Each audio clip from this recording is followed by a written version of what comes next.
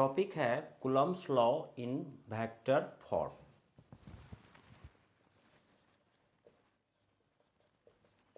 Coulomb's law इन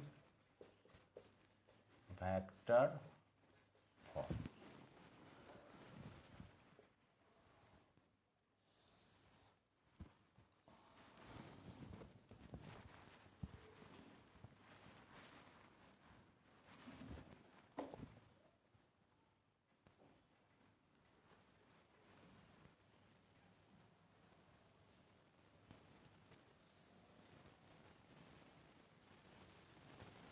x y z. Suppose करते हैं Q1 charge यहाँ है, तो ये हो जाएगा position vector of Q1 which is R1। Suppose करते हैं Q2 चार्ज यहाँ है,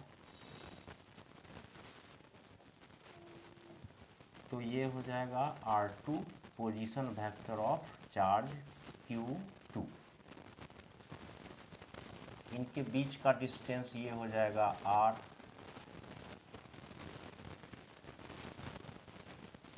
this distance is R between Q1 and Q2। अब इसमें ये भी इंडिकेट कर देते हैं कि Q1 जिस पॉइंट पे है उसका कोऑर्डिनेट्स है x1 y1 और z1, और Q2 का कोऑर्डिनेट्स है x2 y2 z2। तो R1 क्या हो जाएगा यूनिट वेक्टर के टर्म में कार्टेशियन सिस्टम में x1 i cap plus y1 j cap plus z1 k cap, और R2 हो जाएगा x2 i cap plus y2 j cap plus z2 k cap. अगर चार्जेज Q1 Q2 किसी plane में है, सपोज XY प्लेन में है, तो ये वाला कोऑर्डिनेट 0 हो जाएगा, ये टर्म 0 हो जाएगा। फिर इस पॉइंट को A मान लेते हैं और Q2 जहाँ है उसको पॉइंट B मान लेते हैं। तो Coulomb's law in vector form में मेनली है हाउ टू रिप्रेजेंट, रिप्रेजेंटेशन का बात है। तो from triangle law of vectors, vector के ट्रायंगल लॉ के एडिशन से R1 का डायरेक्शन तो ऐसे होगा और R2 का डायरेक्शन ऐसे होगा, OA एंड R2 हो जाएगा along OB, position vector of charges Q1 and Q2। तो अगर हम यहाँ लेते हैं पहला वेक्टर OA, दूसरा वेक्टर अगर हम R को लेते हैं in the direction from A to B, तो from triangle law OA vector plus AB vector is equal to OB vector. पहला वेक्टर पहले के हेड पे दूसरे का टेल, तो इससे हमें मिलेगा AB is equal to OB minus OA, और AB आ जाएगा AB vector is equal to R2 vector minus R1 vector. अब इस AB को हम ले रहे हैं R का डायरेक्शन के साथ फ्रॉम Q1 टू Q2, तो अब इस AB को हम मान लेते हैं R12 वेक्टर, और इसका डायरेक्शन है along R12 unit vector which is directed from Q1 to Q2। उसके बाद अगेन अगर हम ट्रायंगल लॉ से चलते हैं और अब हम R का डायरेक्शन लेते हैं फ्रॉम B टू A, तो ये तो एक आ गया R12 वेक्टर। फिर अगर हम ट्रायंगल लॉ से चलते हैं तो OB vector plus BA vector is equal to OA vector, पहला वेक्टर पहले के हेड पे दूसरे का टेल, और फिर इसको आर को हम ले रहे हैं along from B to A. तो O B plus B A equal to O A, इससे आएगा बी ए वेक्टर और वो आ जाएगा O A vector minus O B. इससे आ जाएगा B A vector is equal to R one minus R two. इसको हम लोग रिप्रेजेंट कर देते हैं आर टू वन वेक्टर, क्योंकि इसका डायरेक्शन है from Q2 to Q1, from Q2 to Q1। और इसके लिए यूनिट वेक्टर का नोटेशन दे देते हैं R21। R21 represents direction from B to A या फिर फ्रॉम Q2 टू Q1। तो ये एक दूसरा टर्म हो गया यहाँ R21 का। अब अगर ये चार्जेज Q1 Q2 पॉजिटिव होंगे, अगर ये केस ले लेते हैं कि अगर Q1 Q2 का प्रोडक्ट ग्रेटर देन 0 है तो they will repel each other. ये R है, यहाँ है Q1, यहाँ है Q2। तो Q2 Q1 को रिपेल करेगा लाइक दिस, और Q1 Q2 को रिपेल करेगा इधर। इसका नाम दे देते हैं F21 और इसका नाम दे देते हैं F12। ये A है और ये पॉइंट B है।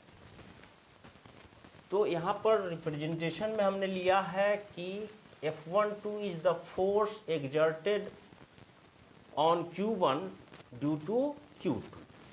तो F12 को अगर हम लिखते हैं तो F12 मैग्नीट्यूड अभी लिख रहे हैं तो सिंपली हो जाएगा 1/4 pi epsilon naught Q1 Q2 divided by R का स्क्वायर। और F12 का डायरेक्शन है Q2 से Q1 की तरफ आगे प्रोसीड।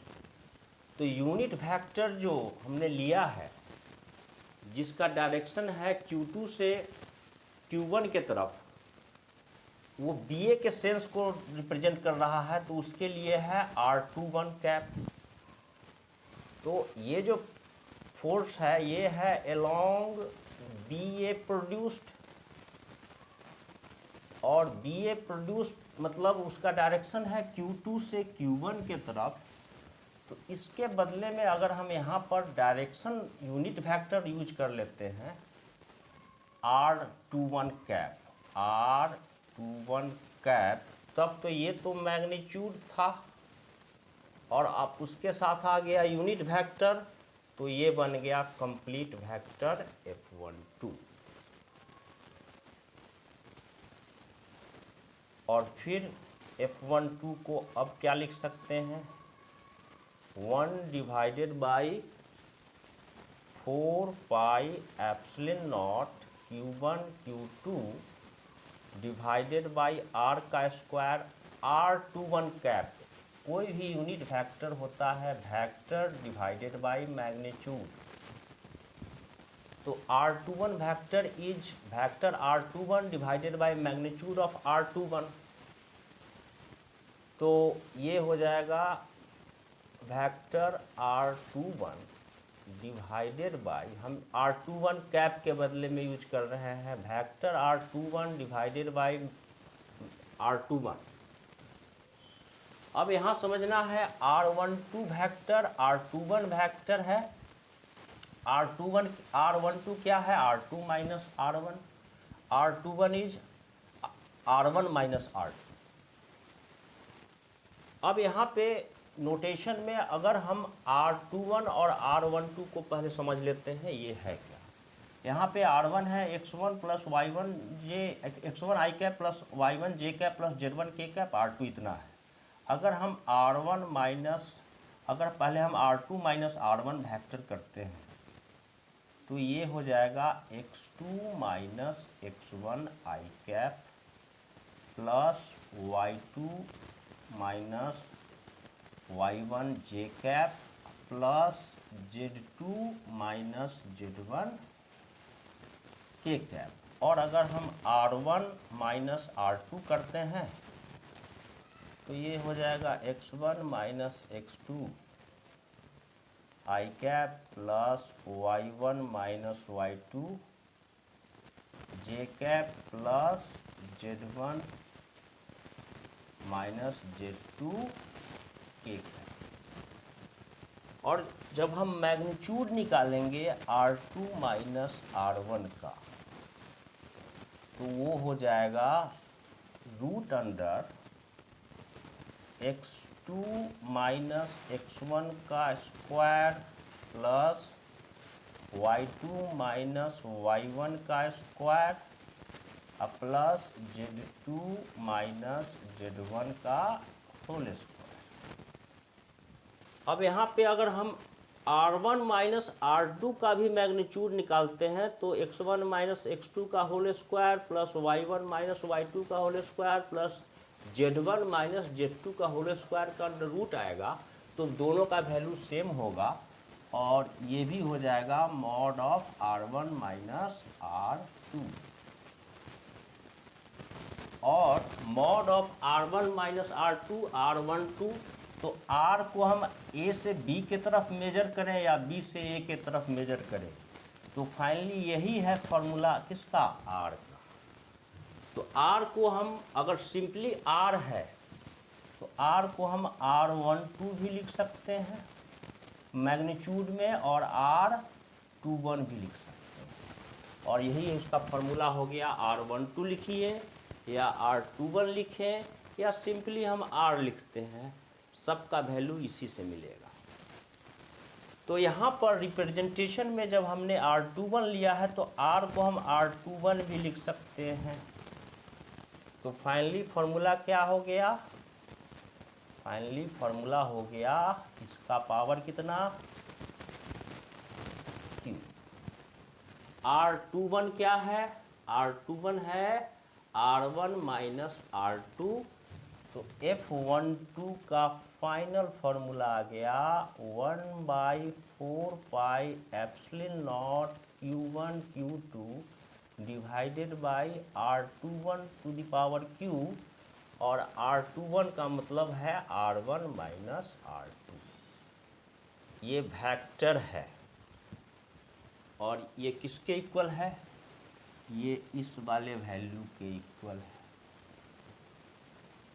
तो this is vector form of force exerted on Q1 due to Q2। तो यहाँ हम लोग क्या देखेंगे कि F21 जो होगा वो जस्ट अपोजिट होगा F12 के। तो जब हम वेक्टर फॉर्म में F21 लिखेंगे तो ये वाला जो टर्म है ये एग्जैक्टली मैग्नीट्यूड में सेम होगा, बस R21 के बदले में R12 यूज करना है। तो ये हो जाएगा 1/4 पाई एप्सिलॉन नॉट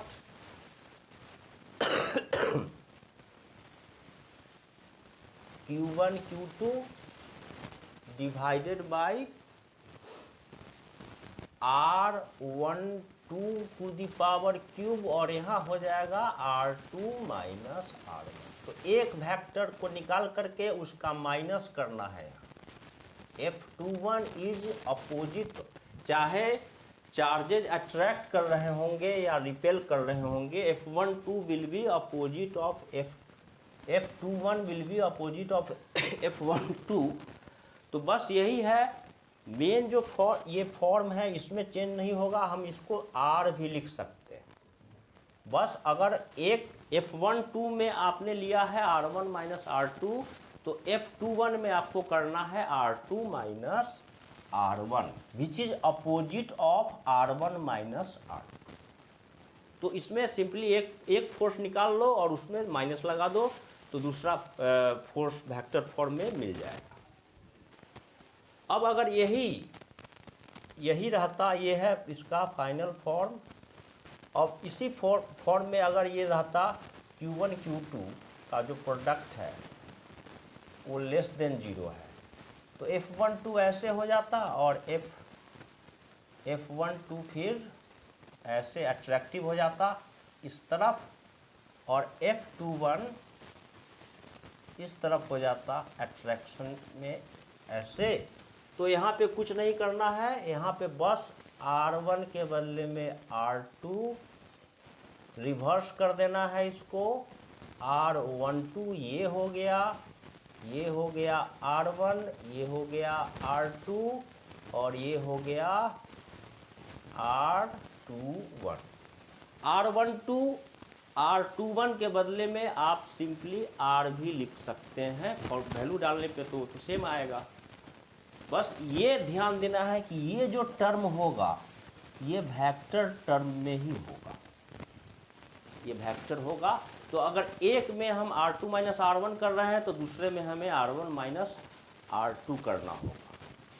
तो बस यहाँ पर रिप्रेजेंटेशन का है और ये याद रखना है कि अगर R1 R2 इस फॉर्म में लिखना है, इससे आपको R2 माइनस R1 वेक्टर मिल जाएगा, R1 माइनस R2 वेक्टर मिल जाएगा। और मैग्नीट्यूड में ये मैग्नीट्यूड का ये फॉर्मूला है which is equal to R, यही इक्वल टू है R12 के, यही इक्वल है R21।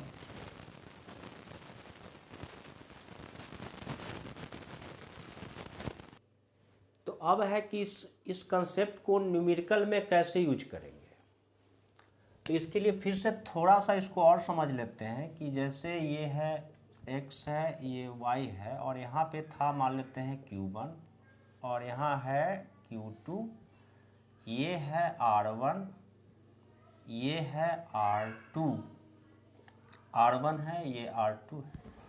तो Q1 Q2 का बीच जो फोर्स है वो अट्रैक्टिव भी हो सकता है और रिपल्सिव भी हो सकता है। तो हो सकता है कि F12 हम इस तरफ ले अगर रिपल्सिव है तो, और F12 इस तरफ होगा। लेकिन अगर दोनों अट्रैक्ट कर रहे हैं तब तो F12 ऐसे हो जाएगा और F21 ऐसे हो जाएगा, ये R है। अभी भी थोड़ा सा डाउट होगा कि न्यूमेरिकल्स में कैसे यूज करना है। तो न्यूमेरिकल में रिप्रेजेंटेशन में जैसे ये R1 है और अगर हमें F12 लेना है तो उसका डायरेक्शन हमें BA के अलोंग लेना है, यानी कि Q2 से Q1 के तरफ लेना है। तो जैसे F12 किया था तो F12 क्या हो जाएगा 1/4 pi epsilon naught Q1 Q2 divided by R का स्क्वायर मैग्नीट्यूड। और इस वाले F12 के हिसाब से अगर सोचते हैं तो यूनिट वेक्टर जो होगा वो हो जाएगा फ्रॉम B टू A, यानी कि R21। अगर हम ये मानते हैं कि रिपेल कर रहा है Q2 Q1 को, तब ये वेक्टर बन गया और ये है यूनिट वेक्टर जो रिप्रेजेंट कर रहा है direction of F12 is from Q2 to Q1। और फिर जब इसको एडजस्ट करते हैं तो क्या मिलता है 1/4 pi epsilon naught Q1 Q2 divided by R का स्क्वायर, और ये वेक्टर हो जाएगा R21 डिवाइडेड बाई R21 का मैग्नीट्यूड। R21 वेक्टर का डायरेक्शन लेना है फ्रॉम Q2 टू Q1। तो ट्रायंगल लॉ से क्या करते हैं R2 वेक्टर R21 वेक्टर जिसको कि मानेंगे फ्रॉम B टू A, और फिर ये हो गया R1। तो रिजल्टेंट R1 हो जाएगा किसका किसका R2 और R21 का। तो इससे R21 क्या आएगा, R21 आ जाएगा R1 माइनस R2।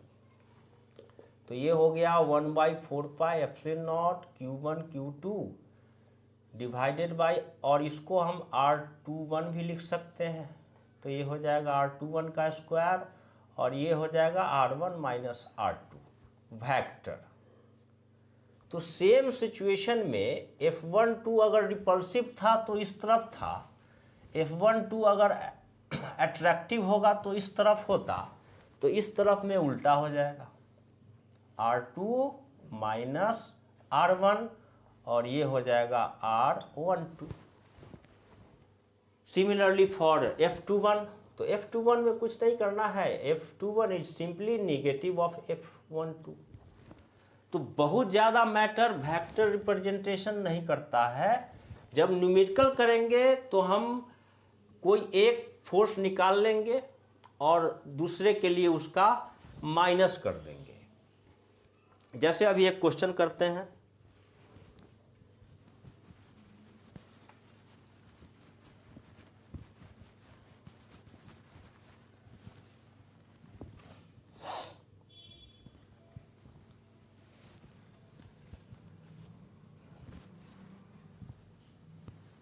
सपोज एक चार्ज है Q1 5 × 10⁻⁻6 कूलम, और ये चार्ज Q1 है लोकेटेड एट पॉइंट 132। दूसरा चार्ज है Q2 3 × 10⁻⁻6 कूलम, और ये लोकेटेड है एट 351। तो हमें चाहिए F12 and F21 and also their magnitude। Question में इतना ही लिखा हुआ है कि charges Q1 and Q2 of magnitude this and this are located at points this and this, find F12 and F21। तो यहाँ पर हम फॉर्मूला में एक में अगर R1 माइनस R2 लेते हैं तो इसके लिए हमें लेना होगा उसका अपोजिट। तो हमने R1 का फॉर्मूला क्या था? R1 था x1 i cap plus y1 j cap plus z1 k cap. R2 क्या था? x2 i cap plus y2 j cap plus z2 k cap. इससे R1 वेक्टर फॉर्म में क्या हो जाएगा? R1 हो जाएगा x1 i cap plus 3j cap plus 2k cap. R2 कितना हो जाएगा? x2 3i cap plus 5j cap plus 1k cap. तो फॉर्मूला अगर हम F12 का करते हैं तो F12 था 1/4 pi epsilon naught Q1 Q2। अब नीचे के लिए कन्फ्यूजन नहीं होना है, रिप्रेजेंटेशन की बात है, तो आप इसको R12 का क्यूब ले लो या इसको R21 का क्यूब ले लो। यहाँ पर आप R1 माइनस R2 भी कर सकते हैं, और जब आप इसको R12 ले लोगे तो आप इसको R2 माइनस R1 भी कर सकते हैं, उससे कोई फर्क नहीं पड़ेगा। बस ये देखना है कि जब F12 में R2 माइनस R1 कर रहे हैं तो F21 में हमें R1 माइनस R2 करना है। तो ये कितना हो जाएगा? 1/4 pi epsilon naught Q1 Q2 divided by R12 cube. इसको सिंपली R भी लिख सकते हैं, उससे कोई फर्क नहीं पड़ेगा। यहाँ पर मेन है वेक्टर, क्योंकि ये वेक्टर है। तो अगर हमने लिया है F12 में R2 माइनस R1, तो R2 माइनस R1 करेंगे तो क्या आ जाएगा? 3i minus i 2i plus 5j minus 3j 2j plus k minus 2k minus k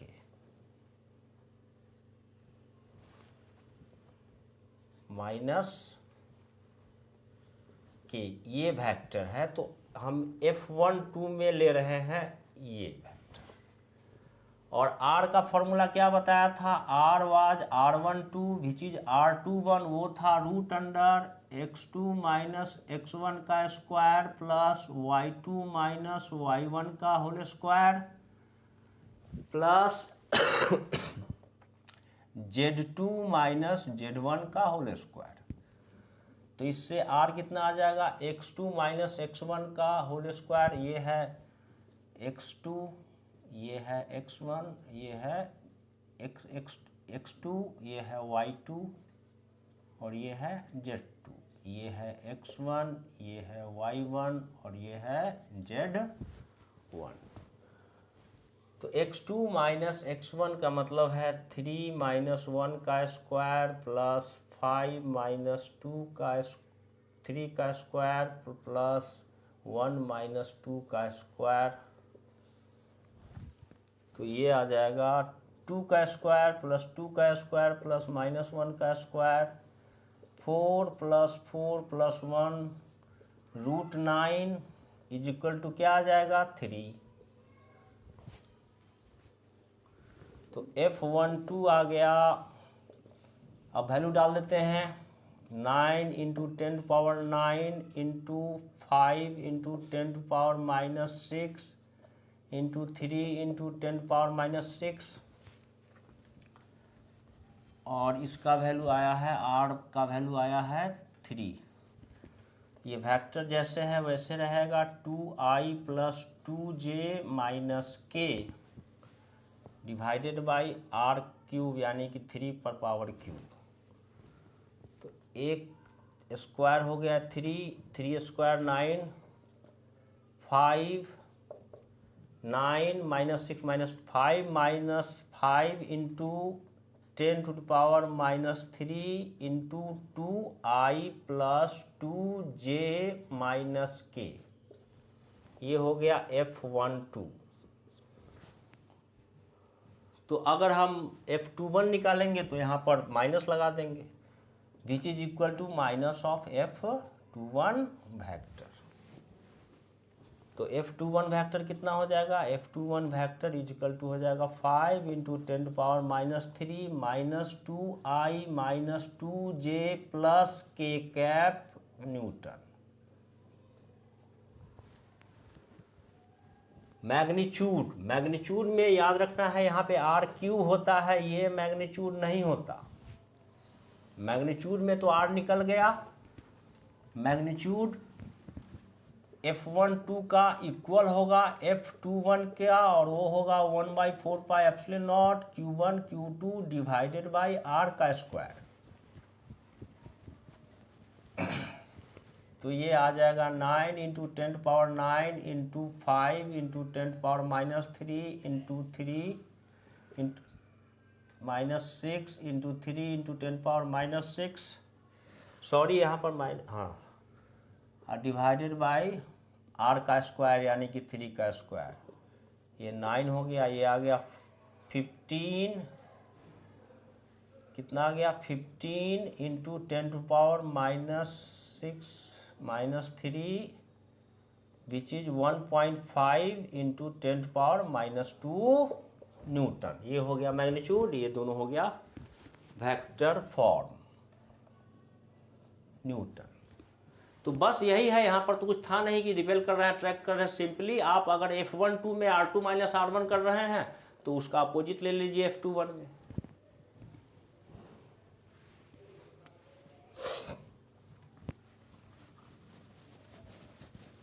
एक और बात हो सकता है समझने का कि अगर कोई चार्ज Q1 Q2 चार्ज पर फोर्स लगाता है F12 या Q2 पर फोर्स लगाता है F21 और वो फोर्स है 2i cap - 5j cap Newton, तो F12 कितना होगा।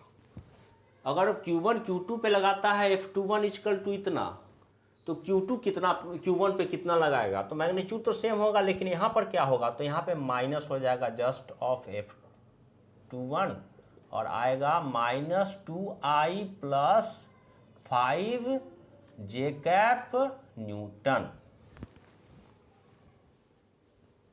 इस बात को ऐसे भी समझ सकते हैं,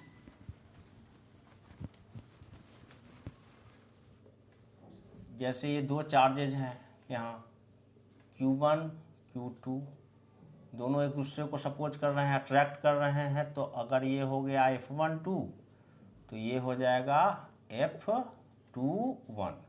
इस फोर्स का x कंपोनेंट में i कैप पॉजिटिव लेंगे, लेकिन इसका z वाला तो नेगेटिव है, -j लेना होगा।